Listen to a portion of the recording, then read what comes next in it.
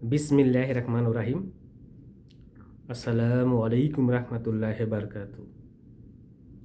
আজকে কিছু কথা বলবো, কেউই ভিডিও স্কিপ করবেন না এবং ধৈর্য সহকারে কথাগুলো শুনে যাবেন ইনশাল্লাহ। সেটা হচ্ছে, দেখেন, এই সৌদি আরব পবিত্র মক্কা শরীফে অনেকটি দেশ, ঠিক আছে, অনেকটি দেশ কোরআনের প্রতিযোগিতা শুরু হয়েছিল, আপনারা জানেন। কিন্তু এই জাকারিয়া, আপনারা সবাই জানেন, সে প্রথম স্থান করেছেন। আসলে আমরা এই প্রবাস থেকে অনেক খুশি। এই জাকারিয়া ওর জন্য অবশ্যই আমরা দোয়া করব। সে একজন অনেকটি দেশ, ঠিক আছে, অনেকটি দেশ কি করছে, তারা পারে নাই, সে প্রথম স্থান করছে। সে কিন্তু আমাদের বাংলাদেশে একটা গর্ব। আরও একজন দ্বিতীয় স্থান করেছেন, আরও দুটি বোন অনেকগুলো পুরস্কার নিছে। এই মক্কা, আপনারা জানেন যে পবিত্র, এইখানে তারা বিভিন্ন কান্ট্রির সাথে প্রতিযোগিতায় ফার্স্ট।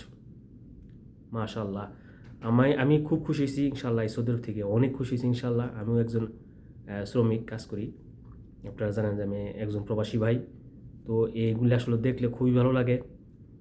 আমি চাই তাকে জানি আমাদের প্রধানমন্ত্রী জনাব মোহাম্মদ তারেক স্যার জানি উনি একটুকে নজর দেখে যে না, সে একজন, তার পুরস্কার জানি করে। মানে আমরা এটাই চাই যে সে কত কষ্ট করে, কত সম্মান, মানে দেখেন, কোরআনের প্রতিযোগিতা ভাই, এটা আসলে ভাষায় প্রকাশ করা যায় না। আর দুনিয়াতে আসলে কিছুই না, আপনারা জানেন, 2 দিনের দুনিয়া।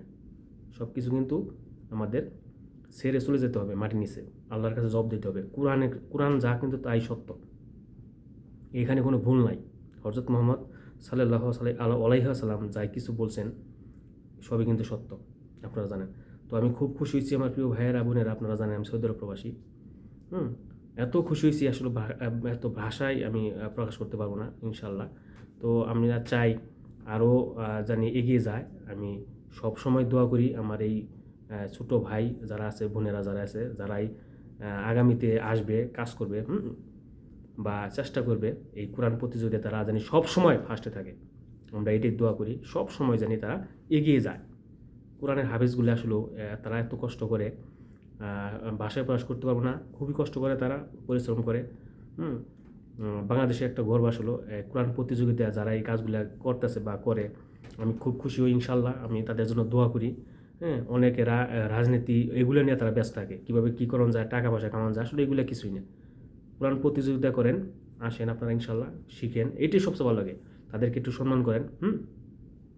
এটা সবচেয়ে ভাই ভালো লাগে আমার কাছে, সবচেয়ে। আপনাদের কাছে কেমন লাগে আমি জানি না, আমার কাছে ভাই খুব ভালো লাগছে।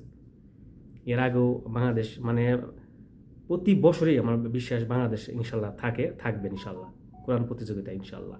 তো দোয়া করুন সবাই। আমি আসলে খুব খুশি হয়েছি ইনশাল্লাহ। আসলেও আমি ভাষায় প্রকাশ করতে পারতেছি না।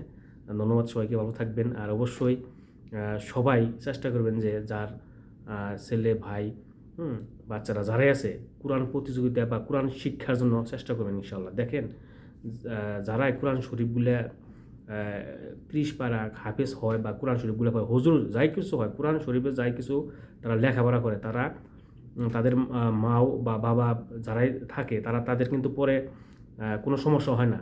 অনেকে আছে বৃদ্ধাশ্রমে দেয়, অনেক বড় লোক আছে, তারা ইঞ্জিনিয়ার হয়ে বৃদ্ধাশ্রমে কিন্তু মানে দেয়। মা বাবার সেবা করে না বা খোঁজখবর নেয় না। আর আপনি যদি একটা ছেলেকে বা মেয়েকে কোরআন শিক্ষা দেন, ইনশাল্লাহ দেখবেন আপনার